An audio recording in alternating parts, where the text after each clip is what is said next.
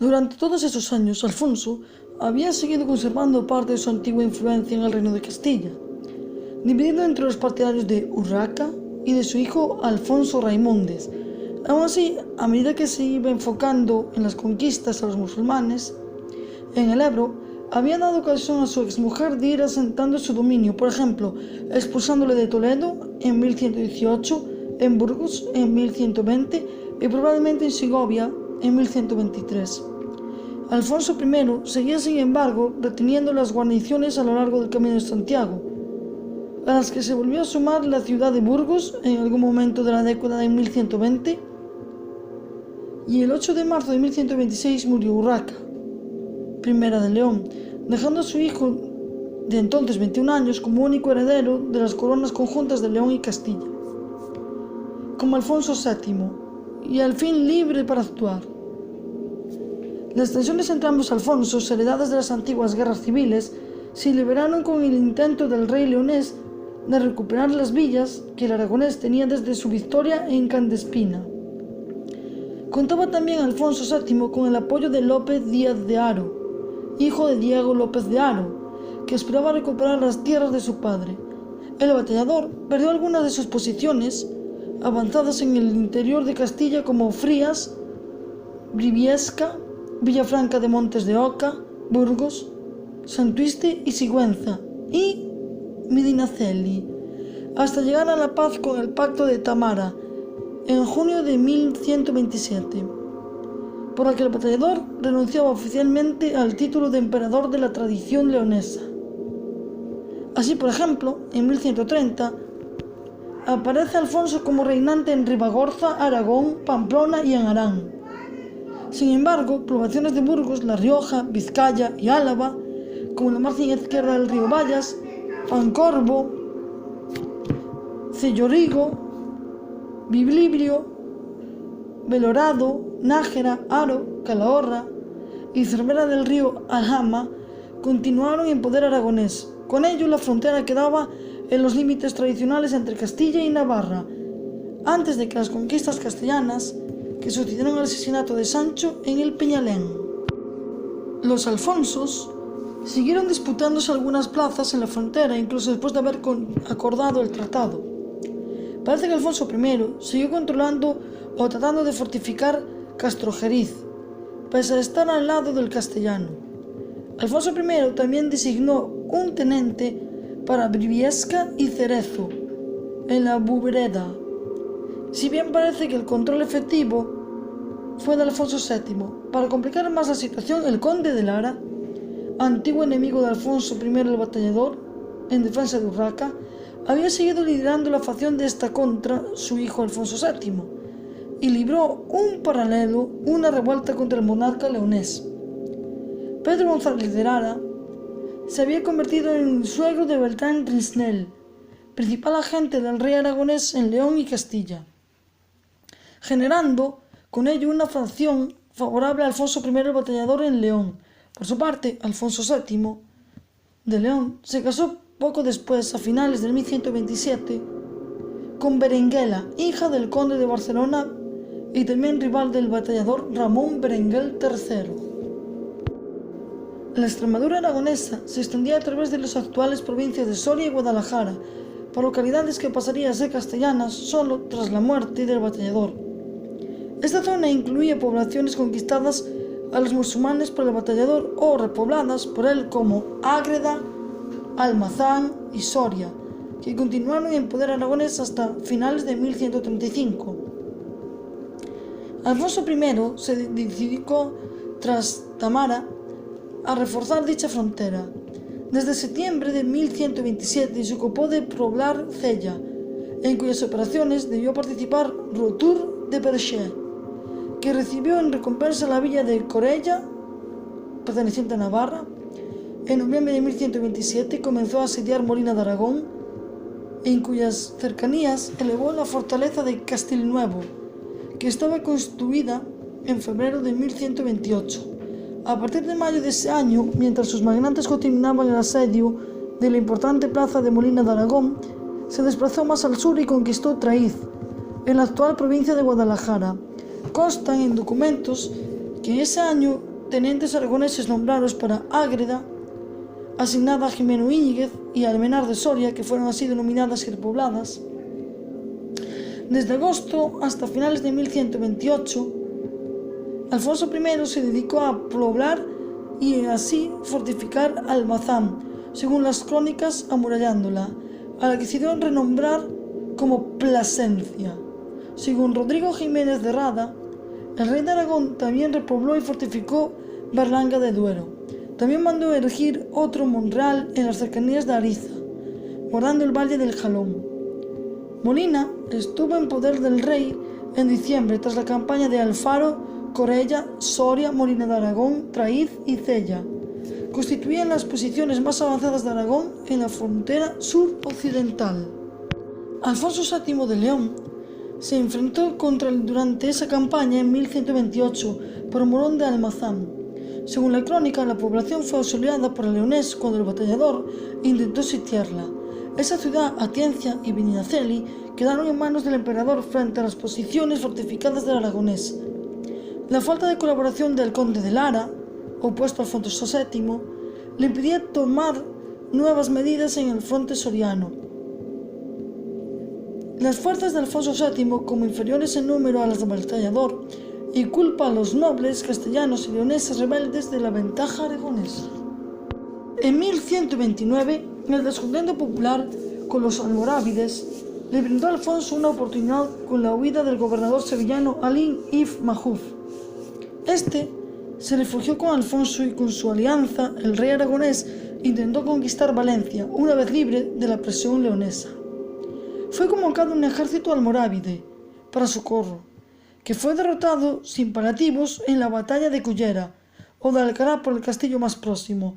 La victoria fue de tal magnitud que es considerada por Ibn Albar como la causa del descrédito almorávide que trajo los segundos reinos de taifas, Sharkar al-Ándalus.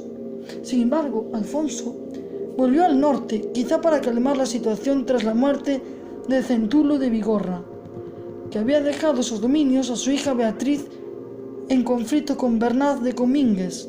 De acuerdo a algunas fuentes, Alfonso intervino haciendo entrar en razón a Bernard y confirmó a Pedro de Marsan, marido de Beatriz, la tenencia de Tarazona y las posesiones que habían sido de su suegro.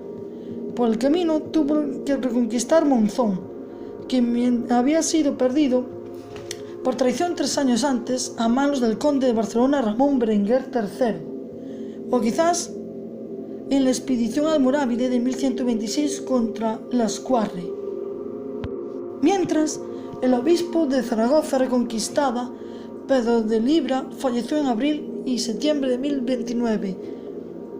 La sede seguía vacante cuando a principios de febrero de 1130 el rey Alfonso I repoblaba Monzón y nombró a Esteban obispo de Jaca, Huesca, antes del 15 de febrero de 1130. Ya había sido trasladado Esteban del obispado de Jaca, Huesca, a de Zaragoza, mientras la situación con León seguía siendo complicada, aunque diversos señores franceses mediaron. Alfonso atravesó el valle de Arán entre octubre de 1130 e inicios de 1131 para volver al otro lado de los Pirineos, donde la situación parece que seguía inestable.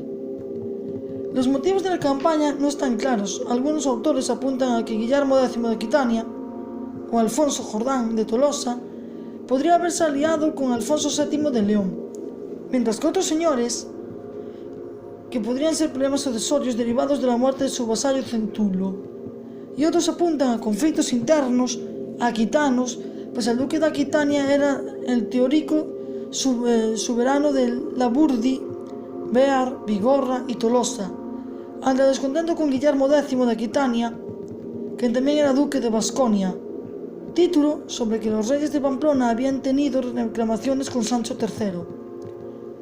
Acató sus tierras, con el apoyo de nobles locales como el vizconde García de Sola, al que había nombrado tenente de Belorado en 1125, se apoderó de la campiña del vizcondado de Laburdi, sitió Bayona durante un año, probablemente interesado en obtener una salida fiable al océano, difiriendo las fuentes sobre si tomó en 1131 o fue salvada por un ejército tolosano. El monarca decía reinar desde Belorado hasta Pallars y desde Bayona hasta Monreal. Durante este asedio dictó su testamento. Luego, fuentes de grandes decisiones. Durante esa campaña, Alfonso se siguió preocupando de la repoblación y organización de sus territorios.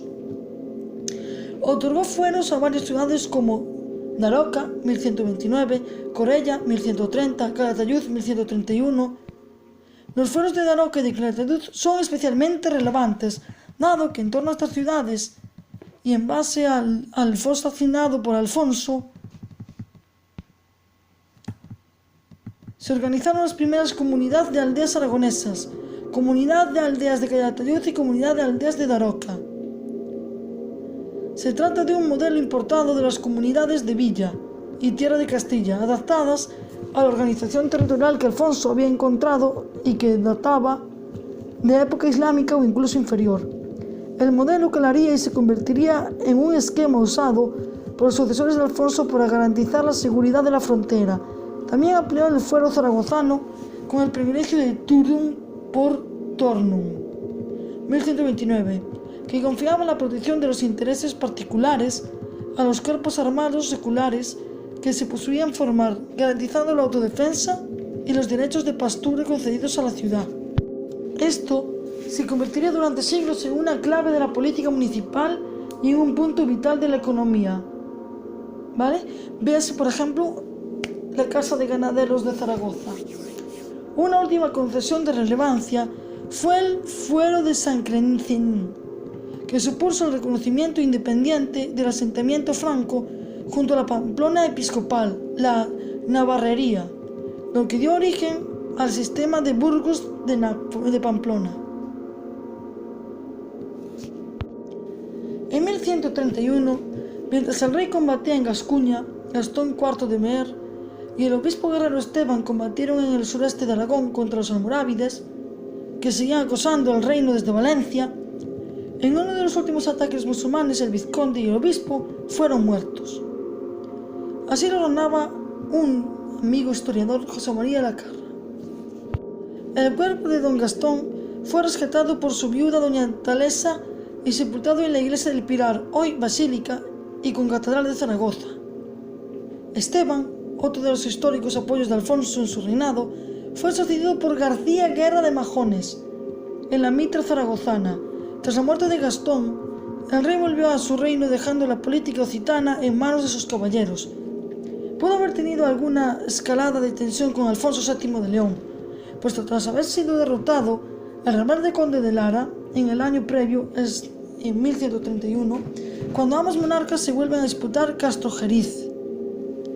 Zafándola, sucesor de Ijaz al-Wá en el reino de Rueda de Jalón, cambia lealtades y presta homenaje ese mismo año al leonés. Sin embargo, el leonés usó a Zafándola contra los almorávides y se vio ocupado por una rebelión en Asturias, evitando más conflictos con el batallador. En cualquier caso, Alfonso I tomó como prioridad acabar la reconquista del Ebro. Se trasladó a las tierras de La Rioja, donde planteó una repoblación de la ciudad de Cantabria, o Varia, junto a Logroño, probablemente dirigida a consolidar la zona frente a León. Planteó a orillas del Ebro una expedición fluvial para acabar finalmente con la amenaza que representaban las posiciones musulmanas en Lérida y Tortosa, acopiando madera para las embarcaciones de San Millán. También en 1132 consideró la repoblación de la ribera del Ebro, dotando de fueros a Mayén y a Sin. Su última campaña contra los musulmanes empezó en 1133. El batallador sintió y se hizo ese mismo año con Mequineza, una de las últimas posiciones islámicas al norte del Ebro y bastión oeste de la línea defensiva de Lérida. También cae en esas mismas fechas Nonaspe y su distrito de entrega a Pedro de Biota. Íñigo Fortuñón y Jimén Garcés. La zona tomada cubría el curso bajo los ríos Mataraña y Algas, que según la descripción de la fundación incluye a Lagares, Baeta, Bandón y Dole, llevando las fronteras aragonesas hasta Horta. Antes de acabar en 1133 conquistó Escarpe, en la actual provincia de Lérida. En el verano de 1134 estaba el rey sitiado la fortaleza de Fraga con apenas 500 caballeros, cuando un ataque de los almorávides, al mando del gobernador de Valencia, Avengaña, con la cual colaboró la guarnición musulmana, sorprendió a los sitiadores y los derrotó el 17 de julio. El veterano monarca recibió graves heridas, aunque logró huir y salvarse de la primera instancia. Complicaciones de esas heridas causaron su muerte el 7 de septiembre de ese año en la localidad de Monegrina de Poleniño, entre Sariñena y Garñén. Fue sepultado en el monasterio de Montaragón, cerca de Huesca. Tenía 61 años de edad y había reinado durante la mitad de ellos. Hizo testamento en favor de Dios en el 1131. Durante el asedio de Bayona, y más concretamente, dejaba como herederas y sucesoras del reino a las órdenes militares de los templarios, hospitalarios y la Orden del Santo Sepulcro de Jerusalén. Este testamento lo renovó en Sariñena en 1134. Ante el disgusto de los nobles aragoneses y navarros por el resultado del testamento, los aragoneses llegaron al acuerdo de que en Aragón le sucedería a su hermano Ramiro, que reinó como Ramiro II el Monje, mientras que en Navarra eligieron a García Ramírez, el restaurador, hijo del infante don Ramiro, que estaba casado con una hija de El Cid. Se separan así las coronas de Navarra y Aragón, después de 50 años, quedando fijadas las fronteras definitivas entre Navarra y Aragón. Los restos del rey fueron exhumados por 2 veces, en 1920 durante un congreso de historia y en 1985 para su estudio. Y hasta aquí la historia de Alfonso I de Aragón, el Batallador. Muchas gracias por escucharme a todos como siempre. Este trozo va dedicado a ti, Mamaví, ya que vamos a utilizar uno de tus dibujos. Mándame los dibujos que quieras y podéis mandarme fotos, dibujos que tengan que ver relación con la época medieval, que los introduciré en nuestros vídeos. Y en el siguiente vídeo, pues como sabéis, es el turno de Ramiro II el Monje. Muchas gracias a todos por escucharme y que paséis unos hermosos días de verano, que quedan pocos.